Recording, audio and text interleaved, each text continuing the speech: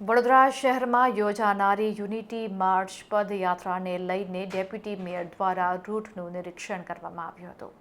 વડોદરા શહેરમાં યોજાનારી unity March પદયાત્રાને સફળ, સુરક્ષિત અને સુવ્યવસ્થિત બનાવવા માટે ડેપ્યુટી મેયર દ્વારા રૂટનું વિગતવાર નિરીક્ષણ કરવામાં આવ્યું।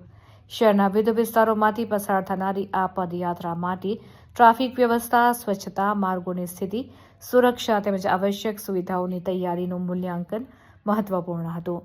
ડેપ્યુટી મેયર ટીમ સાથે નિર્ધારિત રૂટ પર પહોંચ્યા અને દરેક મહત્વના સ્થળ તપાસ કરી। ખાસ કરીને જ્યાં ટ્રાફિકની ભીડ રહેતી હોય ત્યાં વૈકલ્પિક માર્ગોની સહાય લેવાની સૂચના પણ આપવામાં આવી।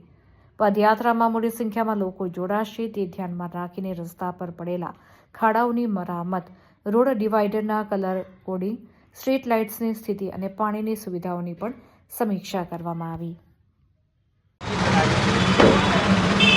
29 તારીખે વડોદરા શહેરમાં જે પદયાત્રા આવી રહી છે એની તૈયારીના ભાગરૂપે અત્યારે રૂટ ઉપર અમે નીકળ્યા છીએ। સૌ કાર્યકર્તાઓ વોર્ડ નંબર 9ના, 10ના, 11, 12, 13 અને જ્યાં જ્યાં સ્વાગત પોઈન્ટ છે, જ્યાં પરફોર્મન્સ છે એ જગ્યાઓ નક્કી કરીને ત્યાંની તૈયારીઓ માટે અત્યારે અમે આ રૂટ ઉપર નીકળ્યા છીએ। વડોદરા શહેરના તમામ નગરજનોને હું અપીલ કરું છું કે 29 તારીખે સરદાર વલ્લભભાઈ પટેલ જેઓની આ મહાન પદયાત્રા છે એમાં આપ સૌ જોડાઈએ। સવારે 9 વાગે વડોદરા શહેરમાં ગોત્રી ખાતેથી આ પદયાત્રા એન્ટર થશે અને હરિનગર થઈ મકરંદ દેસાઈ રોડ ઉપર 10 વાગે, 11 વાગે,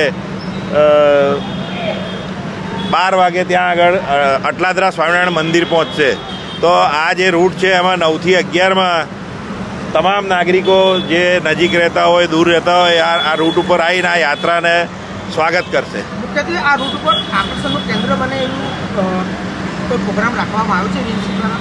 જે આ રૂટ ઉપર દરેક જગ્યાએ અમે અમુક પોઈન્ટ નક્કી કર્યા છે, ત્યાં આગળ પરફોર્મન્સ રાખવામાં આવ્યા છે, જેમાં ગરબા પણ હશે, સાઉથ ઇન્ડિયન પણ હશે અને અલગ અલગ એવી રીતના ઘણા બધા પરફોર્મન્સ હશે, જેથી કરીને આકર્ષણ એક ઊભું થાય અને લોકોને પણ મનોરંજન મળે।